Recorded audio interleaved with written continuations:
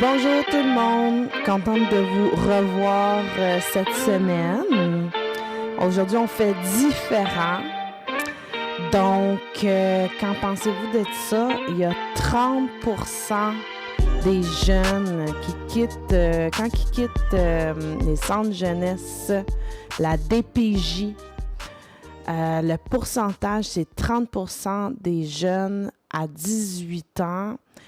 Ils ont la chance, ils n'ont pas la chance, mais en fait, il est possible que dans les 2 prochaines années suivant la sortie de la DPJ, qui se retrouvent sans abri. C'est suite à ce que j'ai lu un article dans la presse qui ont parlé du cas de Éloi Bourgeois. Et Éloi, il a 18 ans, puis il était dans une situation précaire. Et à la sortie, quand il est sorti de la DPJ, lui, il étudie en ce moment en soins infirmiers. Fait que vraiment, mon chapeau pour ça.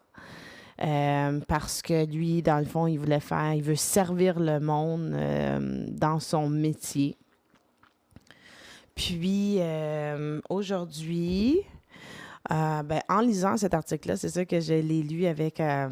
c'est sûr que ça vient tout le temps me chercher, ces histoires-là. On entend beaucoup parler.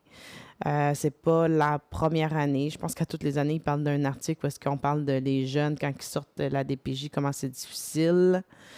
Puis, pour faire différent, j'avais goût, moi, de parler de mon histoire. Parce que moi, j'ai été placée à la DPJ et j'ai fait partie de ces statistiques-là, du 30% des jeunes qui se retrouvent à la rue après 2 ans là, d'être sortis du système de la DPJ.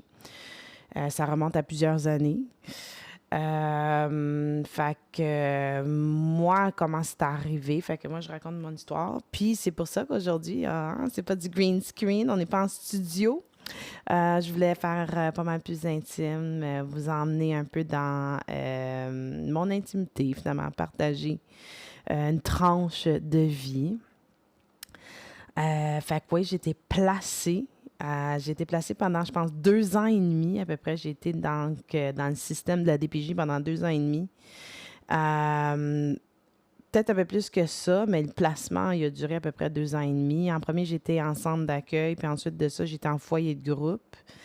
Et ensuite, à la sortie du foyer de groupe, j'ai été en appartement. Moi, je suis sortie du... j'ai été en appartement à l'âge de 17 ans. J'étais encore dans le système de la DPJ parce que pendant minimalement, je pense, 6 mois, ils m'ont suivi parce que j'avais quand même 17 ans. Là, j'avais pas 18 ans. Je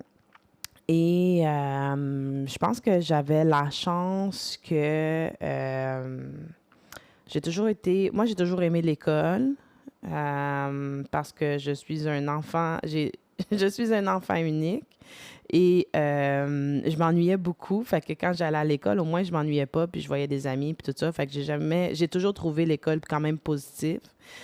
J'aime apprendre des nouvelles choses aussi. Donc, l'apprentissage n'a jamais été difficile pour moi, à part peut-être le français, parce que je suis dyslexique. Ça, c'est une autre histoire. Peut-être un jour, je raconterai. J'ai été diagnostiquée, ça fait pas très longtemps, ça fait juste 6 ans de ça. Mais voilà, fait que j'avais des bonnes notes. J'étais vraiment quand même première de classe. Quand j'étais en secondaire 5, j'étais en foyer de groupe, milieu de la DPJ qui est un peu plus normal parce que je ne voulais pas retourner vivre avec ma mère. J'avais une relation très difficile avec ma mère. Puis, le plan de match, c'était que j'aille en appartement, que je sois inscrite au cégep et que je me trouve un emploi à la sortie là, ce qui me permettrait finalement de sortir là, du centre d'accueil. Donc, justement, j'avais fini le secondaire, j'étais inscrite au cégep à Marie-Victorin en commercialisation de la mode. C'est un programme contingenté. Je suis rentrée là-dedans parce que j'avais des bonnes notes. J'ai eu la chance de me trouver un appartement, donc c'est comme une amie, c'est encore mon amie aujourd'hui. Euh, Elle avait un appartement et elle cherchait une coloc. Donc, voilà, là, je pense que j'avais trouvé l'annonce peut-être justement au Cégep Marie-Victorin. Il y avait des petites annonces, des petites étiquettes. Fait que grâce à cette personne-là, une de mes bonnes amies aujourd'hui, j'ai pu donc habiter en colocation avec cette personne-là. On habitait à côté du cégep et en plus, fallait que bien sûr j'aille un emploi pour être capable de payer mon appartement, payer mes cours au cégep. Donc, la façon aussi que ça a fonctionné, c'est que quand on va au cégep, on doit faire une demande de prêt-bourse. Moi, j'avais seulement que du prêt, j'avais pas de bourse parce que mes parents ou ma mère avaient un trop gros revenu. Cependant, bien sûr, elle me donnait 0 $ pour m'aider. Fait que j'avais pas le droit à la bourse, mais elle m'aidait pas non plus financièrement. Bon, je travaillais à temps partiel, comme un 20 heures semaine, puis j'allais à l'école à temps plein. 9 cours C'était comme 9 cours. Il me semble que c'était 9 cours, en tout cas, ça finissait plus. Une nouvelle expérience à l'école, au cégep. J'étais quand même première de classe, mais c'était quand même très difficile, le cégep. Puis en plus de ça, tu sais, j'ai 17 ans, fait que j'étais, tu sais, c'était l'époque où est-ce que les after hours, c'était la mode, on aimait ça sortir. Les prêts-bourses nous avaient donné un montant pour commencer, mais il fallait qu'ils réajustent notre montant. Fait qu'avant Noël de cette année-là, quand j'étais au cégep, juste un peu avant, là, Ah, bon, voilà, ça c'est Enzo, mon chien, mon chihuahua. Puis, celui qui gratte ici, c'est Massimo. Massimo, c'est mon hyperactif. Puis, Enzo, c'est mon chien zen. Puis, c'est ça. Fait que pour revenir à l'histoire, j'étais... où est-ce qu'on en était là dans tout ça? C'est ça. Là, on s'en va un peu dans les vacances de Noël. On reçoit un gros montant d'argent, passe sur le party, un mois de... Je pense qu'on avait 1 mois ou 2 semaines de pas d'école, quelque chose comme ça, là, au cégep. Moi, en plus de ça, comme c'est sûr que j'avais vraiment pas des bonnes notes au cégep. Fait que ma première session au cégep, je pense que j'avais coulé tous mes cours. Ouais, je pense que j'avais coulé tous mes cours. Je sais pas trop, là. Je pense que j'avais pas mal coulé tous mes cours. Peut-être les cours de commercialisation, de mode, peut-être, là, mais en tout cas, c'était pas fort. C'était pas fort. Fait que deuxième session, je me réinscris. Là, je suis posée je pense que j'ai un peu moins de cours, puis là, je suis sur probation, là, au cégep, je sais pas trop quoi, là. Fait que finalement, je vois pas plus. Je pense qu'en tout cas, j'ai complètement démotivé. C'était pas plus facile. Jongler, finalement, tu sais, tu sors de la DPJ, tu jongles une job au moins 20 heures semaine, tu vas à l'école à temps plein. C'est ta première expérience en appartement en plus de ça. Beaucoup de pression. En même temps, tu veux vivre quand même ta vie de jeune adulte, 17 ans. Fait que, tu sais, c'est comme on est quand même sur le party. On aimait ça écouter des films.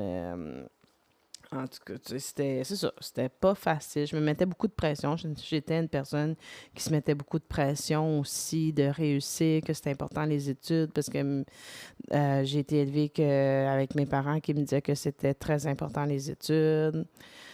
Donc, puis là, en plus, je me mettais de la pression parce qu'en plus, je coulais mes cours, puis fait que c'était pas très positif, là, tu sais. Puis, un peu avant la fin, ben c'est comme là, à un moment donné, je pense que j'avais juste arrêté d'aller au cégep.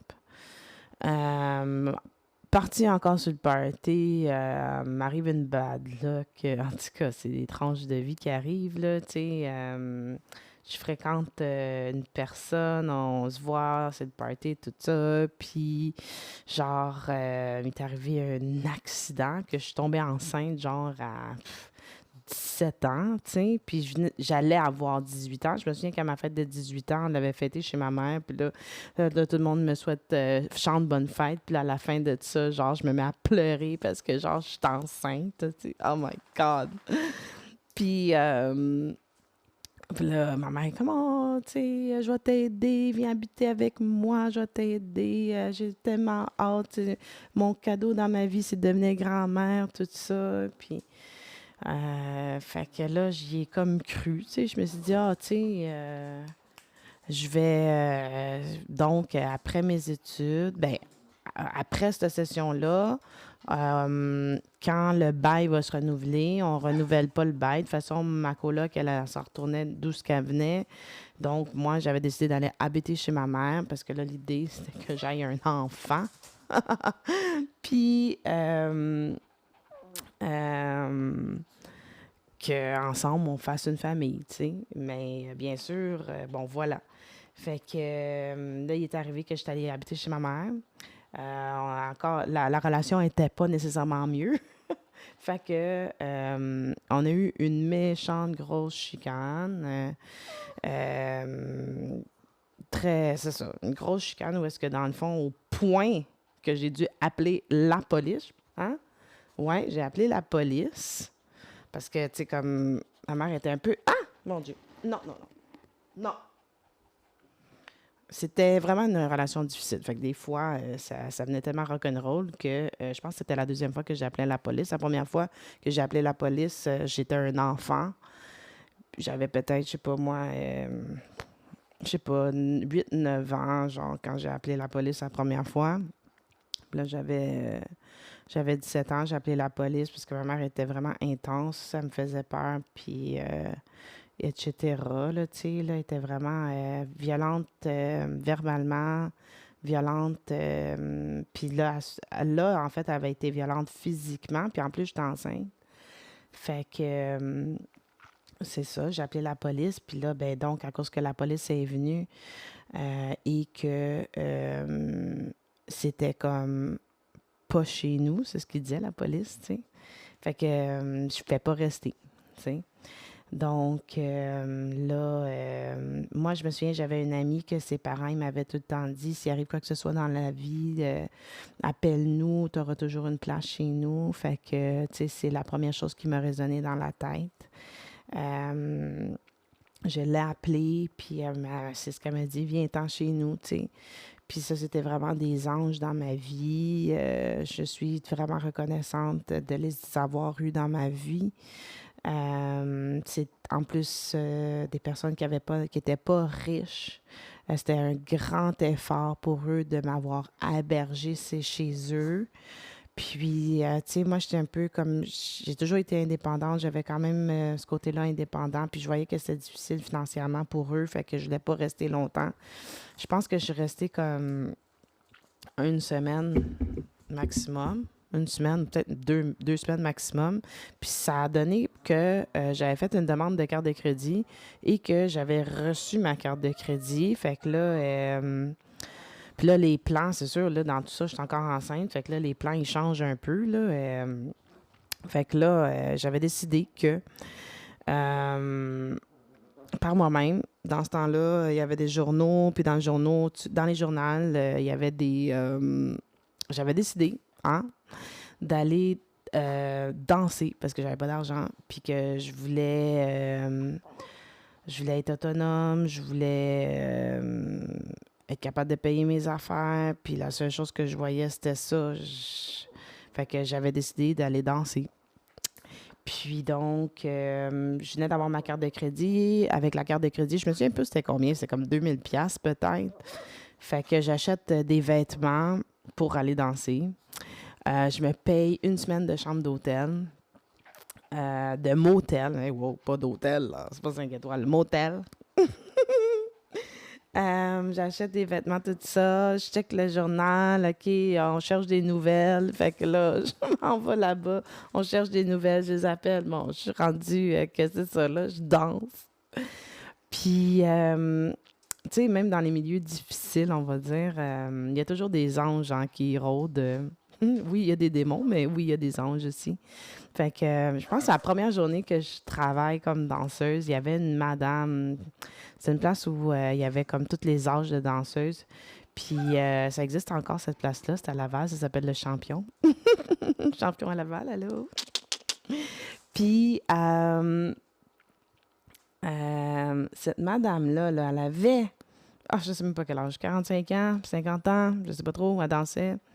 45 ans, 50 ans.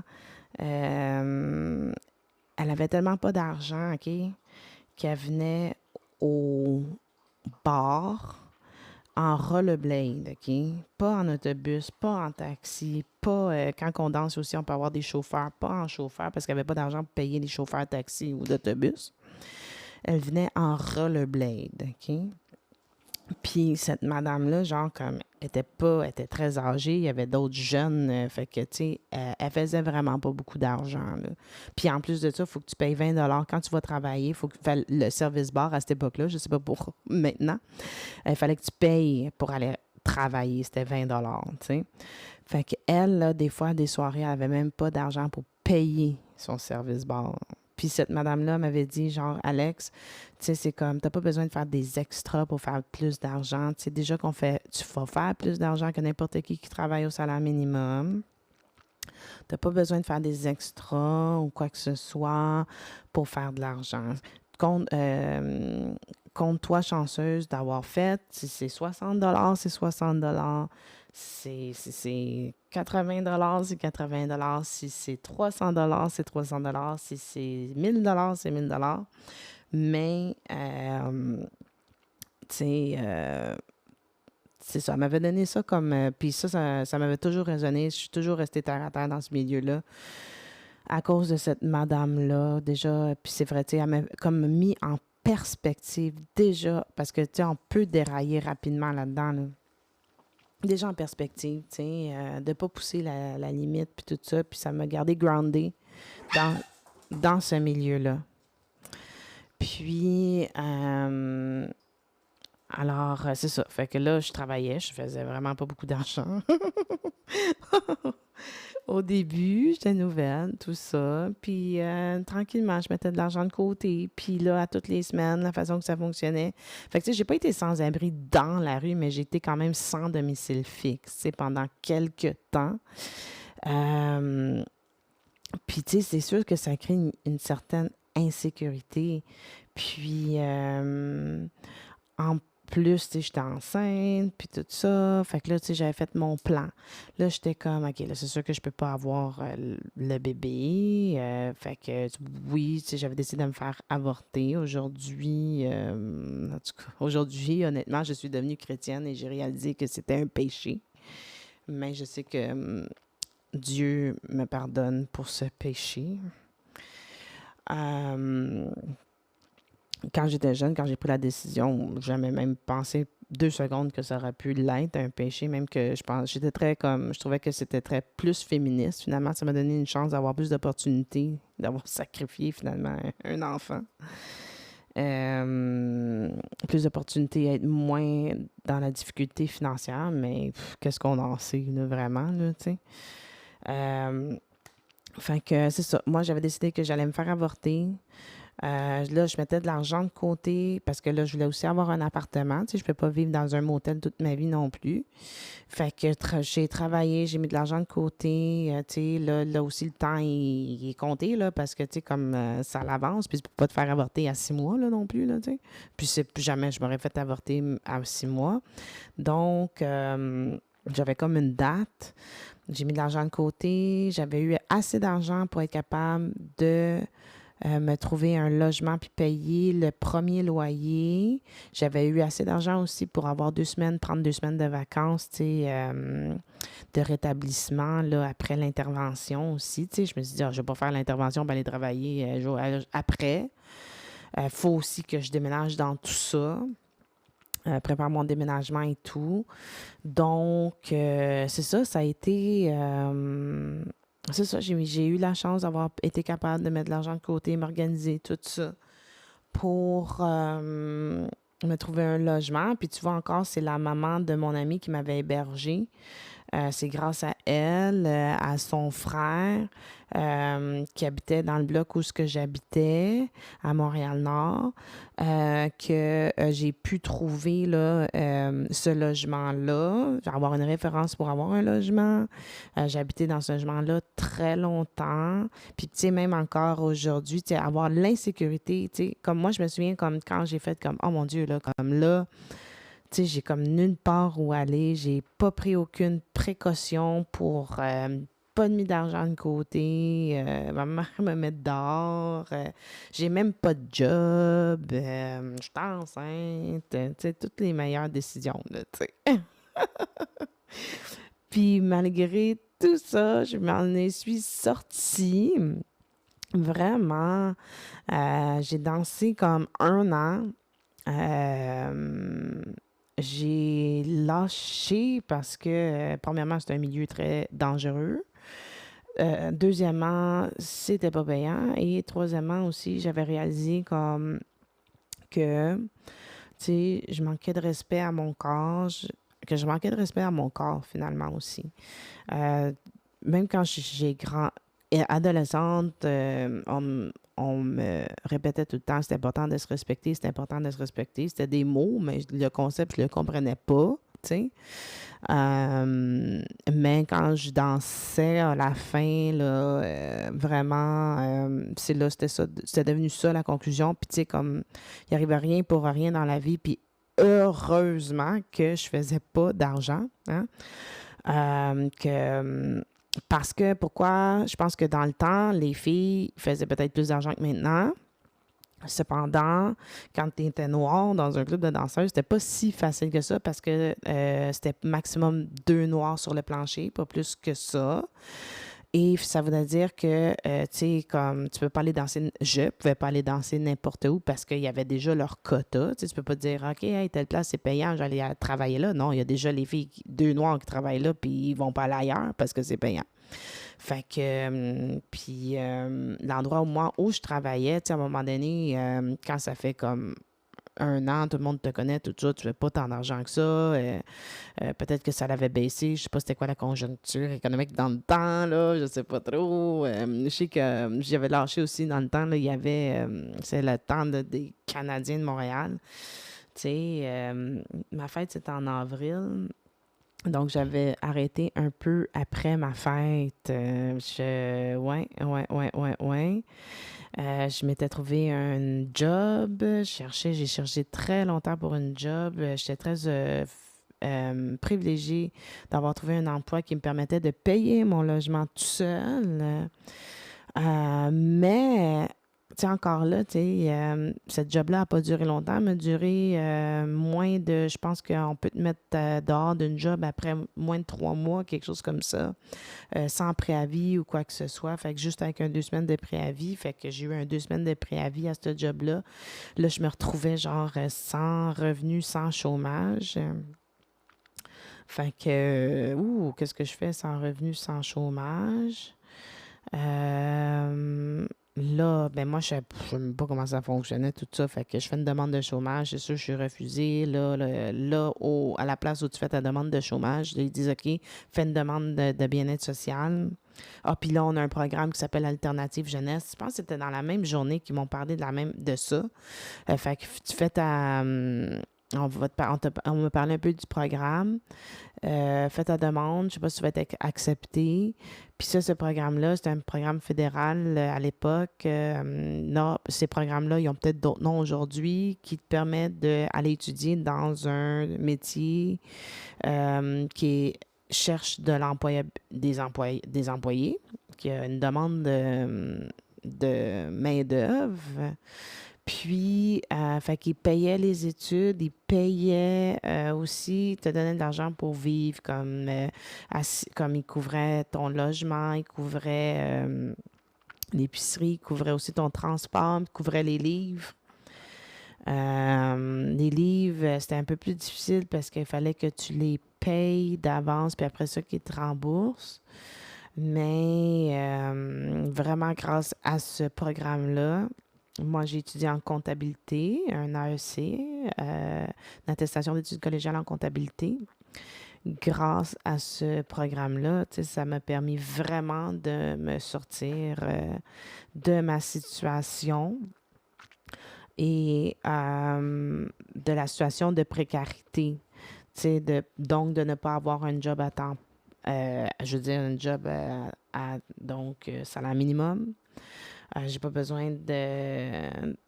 Puis c'est aussi des emplois, la comptabilité, qui a toujours de l'employabilité euh, à cette époque-là.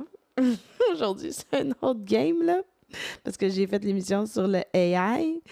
Mais dans ce temps-là, ça disait même que même quand il y a des crises économiques, tu vas avoir une job. Fait que j'ai étudié là-dedans. J'étais forte en maths, je suis dyslexique, fait que c'était naturel. Fait que ouais, j'ai vécu la précarité. Tu sais, c'était vraiment, je me souviens des moments où est-ce que j'étais au motel, puis tout seul, puis tu sais, c'est ça, là, tu sais. Heureusement, c'est ça, j'avais assez d'argent pour être capable de. Tu sais, c'était comme un budget plus hebdomadaire. Tu sais, je fais de l'argent une semaine, puis je suis capable de payer mon déjeuner. Tu sais, je déjeunais tout le temps en même place, tout petit fruity. Je me pognais comme, je pense, un bol de céréales avec des fruits tous les matins. Euh, C'était tout le temps comme pas mal du take-out, là, que ce que je mangeais. Il y avait un des motels qui était très miteux dans l'Ouest. Je sais même pas si ça existe encore, cette place-là. La salle de bain avait plein de moisissures. Là, au point où est-ce que, dans le fond, finalement, j'avais fait un petit peu plus d'argent. Je regardais encore pour des motels. Il y avait un meilleur motel sur le métropolitain. Puis je pense qu'il y avait une petite cuisinette, celle-là. Donc, j'avais passé un bon 2 semaines là-bas. J'étais comme, oh mon Dieu, j'avais connu ce place-là avant. Fait que ça, déjà, c'était mieux. Puis, c'est ça, faut jamais sous-estimer aussi comme les personnes qu'on rencontre dans notre vie. Il y a vraiment des bonnes personnes encore qui existent dans ce monde, qui sont prêtes à t'aider. Puis, ce que moi, la grande leçon aussi que j'ai appris, c'est que certainement, c'est pas nécessairement le monde qui ont de l'argent qui sont prêts à t'aider, c'est le monde qui l'ont arraché, qui savent c'est comment, c'est eux qui vont t'aider. C'est un peu comme l'exemple du jeune Éloi, il a eu la vie difficile, puis dans quoi qu'il veut s'en aller, infirmier, parce que lui, il veut aider le monde. Tu sais, les personnes qui vont aider le plus, c'est les personnes où eux, il y en avait moins, mais ils ont donné tellement plus que qu'est-ce qu'il y avait. Ces personnes-là, pour moi, étaient tellement reconnaissantes dans ma vie. Euh, Encore aujourd'hui, bonjour, bonjour. Euh, Fait que c'est ça, c'était ma tranche. Je voulais partager ma tranche de vie. Euh, Si ça vous tente, je pourrais vous parler de mon parcours à la DPJ euh, dans une autre émission. Euh, ouais, ouais, ouais, ouais. Fait que, et si ça vous tente, je peux vous parler aussi de mon parcours, du pourquoi j'étais placée en DPJ. Parce que, tu sais, dans la vie, là, oui, il y a une part de responsabilité, c'est nos parents. Puis une part de responsabilité, bien sûr, c'est nous. Euh, ouais, c'est sûr. Mais tu sais, ce qui est déplorable, par contre, c'est quand que tu n'as pas de possibilité, puis que c'est vraiment là, que tu as eu un placement toute ta vie, que tu es pris dans le système de la DPJ, puis que tu fasses partie de ces statistiques-là. Tu sais, c'est comme. Tu sais, c'est sûr que c'est vraiment pas un environnement qui te permet beaucoup de fleurir, de travailler sur ton estime, de sortir de là grandi. C'est un endroit qui est très difficile, très difficile. Puis ensuite de ça, les jeunes sont laissés à 18 ans sans moyens. Euh,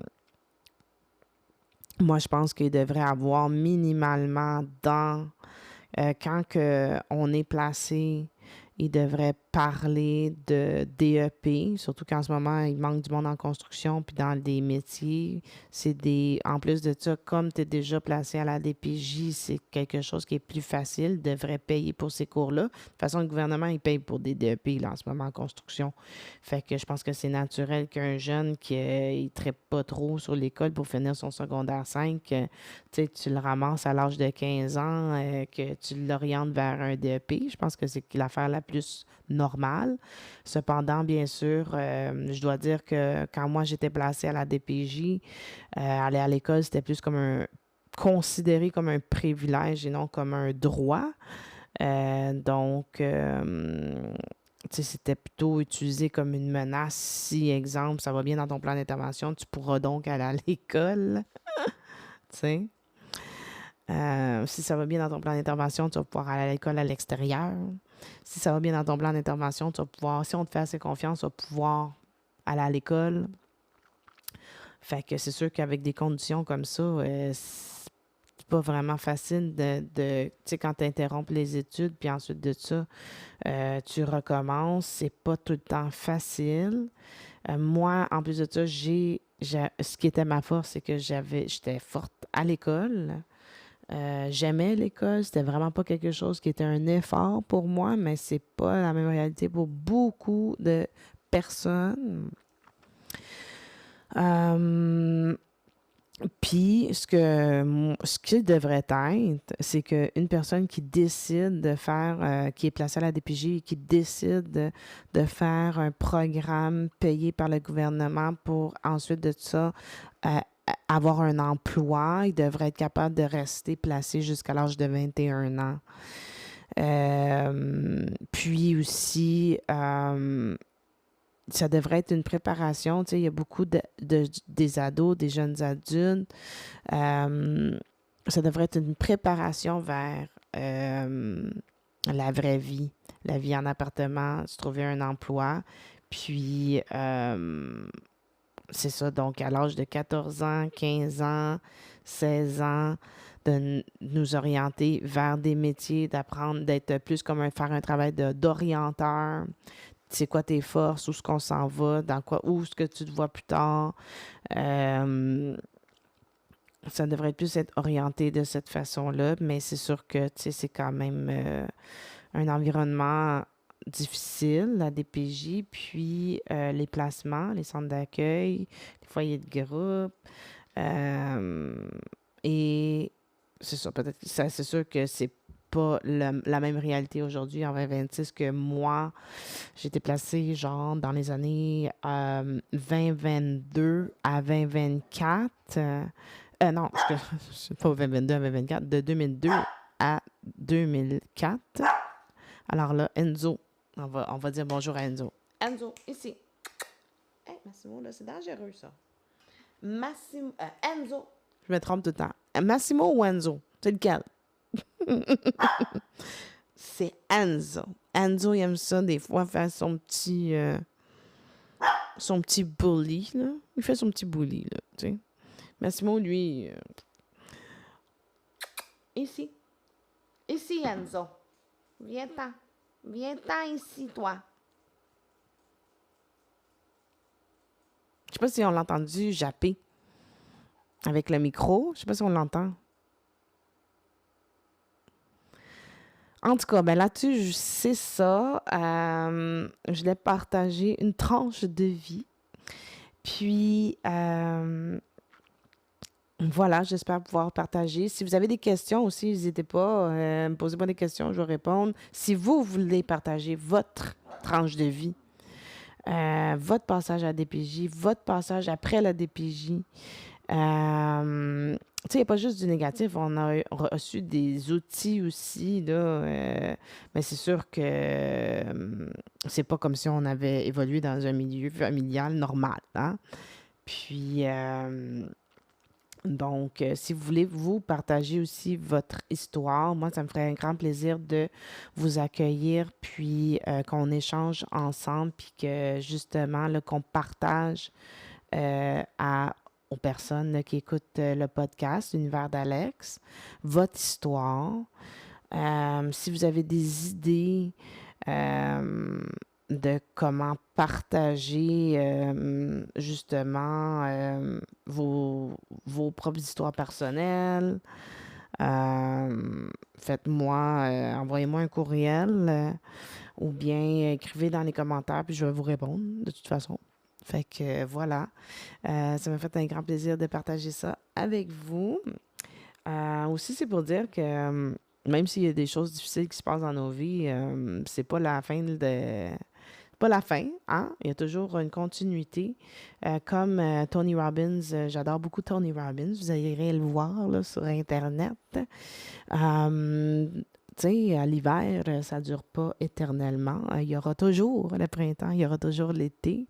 Après l'été, bien sûr, qu'il y a l'automne. Puis après l'automne, il y a l'hiver, mais c'est un cycle. Fait que dans nos vies, on a des cycles. Ça peut pas toujours être l'été. Puis l'hiver, elle dure pas éternellement non plus. C'est la vie, ça. Puis peut-être qu'on souhaite que si on a vécu une enfance ou une adolescence plus dans la saison d'hiver, mais que notre moment d'adulte sera plus notre saison d'été.